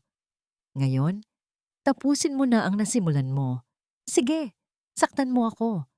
Pero tandaan mo, bago ka makalapit sa anak ko, kailangan mo muna akong patayin sa pangalawang pagkakataon. Ang panginginig ni Julian ay tumindi. Ang kutsilyo sa kanyang kamay ay dahan-dahang bumaba hanggang sa bumagsak ito sa sahig. Lumilikha ng isang matunog na pagkiskis sa semento. Napaluhod ang lalaki, ang kanyang mga balikat ay nayayanig sa matinding hikbi. Wala na ang mapagmataas na tagapagmana ng Harrington Group. Ang naroon na lamang ay ang anino ng isang lalaking nalamon ng sariling kasakiman. Eksaktong sandaling iyon, ang tunog ng mabilis na pagdating ng mga security at pulis ay umalingaw-ngaw sa hallway. Ang bawat yabag ng kanilang mga sapatos ay tila isang hatol na dumarating. Mabilis nilang pinalibutan si Julian, idiniin ang kanyang mukha sa malamig na sahig habang nilalagyan siya ng posas. Walang imik si Evelyn habang pinapanood ang paghila sa kanya palabas. "Emily! Emily, patawarin mo ako! Mahal kita!" Ang huling sigaw ni Julian bago tuluyang isara ang pinto ng pasilyo. Nanatiling nakatayo si Evelyn sa gitna ng silid. Ang kanyang hininga ay malalim at mabigat. Nararamdaman niya ang panginginig ng kanyang sariling mga tuhod na kanina pa niya pilit na itinatago. Lumapit siya sa kama ni Nathan at dahan-dahang hinawakan ang munting kamay ng bata. Ang init ng balat nito ang nagpabalik sa kanya sa realidad. "Tapos na, anak." Bulong niya. Ang boses ay punong-puno ng pagpapakawala. "Wala nang mananakit sa atin." Paglabas ni Attorney Valdez mula sa kabilang kwarto, ang mukha nito ay puno ng seryosong balita. "Miss Sterling, tapos na ang investigasyon sa land title. Ang bawat ebidensya ay itinuturo ang pamilya Harrington. Si Doña Beatriz ay hindi lamang mahaharap sa fraud, kundi sa indirect involvement sa pagkamatay ng iyong ina. Wala na silang lusot. Ang mansyon, ang kumpanya, ang lahat ng natitira sa kanila. Sa'yo na lahat yun, ayon sa batas." Tumingin si Evelyn sa bintana, kung saan ang unang sinag ng araw ay nagsisimulang sumilay sa abot-tanaw ng Maynila. Ang bawat liwanag ay tila nagpapahiwatig ng katarungan. Ngunit sa gitna ng kanyang tagumpay, may isang envelope na iniabot si Valdez. Ito ang huling hiling ni Doña Beatriz mula sa selda. Ayaw niyang tanggapin ng media, pero gusto niyang ikaw ang makabasa. Dahan-dahan itong binuksan ni Evelyn. Ang laman ay hindi isang liham ng pagsisisi, kundi isang lumang litrato ni Emily noong sanggol pa siya sa piling ng kanyang ina at ng kanyang lolo, Alexander. Sa likod ng litrato, may nakasulat na isang pangalan at isang address sa Switzerland na hindi pamilyar kay Evelyn. Ang katotohanan ay may isa pang baitang Evelyn, ang bulong ni Valdez. May isa pang taong bahagi ng iyong pamilya na itinago ni Alexander bago siya pumanaw. Isang taong maaaring maging panganib o maging susi sa iyong tunay na kaligayahan. Ang kanyang puso ay muling tumibok ng mabilis. Sa gitna ng pagkawasak ng mga Harrington, tila may isa pang pinto na nagbubukas sa kanyang bagong mundo. Sino ang taong ito at bakit kailangang ilihim ng kanyang lolo ang pagkakaroon nito hanggang sa huli? Isang taon ang mabilis na lumipas, gaya ng agos ng ilog na dahan-dahang tinatangay ang mga tuyong dahon ng nakaraan patungo sa malawak na karagatan ng limot. Nakatayo si Evelyn sa malawak na balkonahe ng kanyang bagong tahanan sa Tagaytay. Ang simoy ng hangin ay malamig.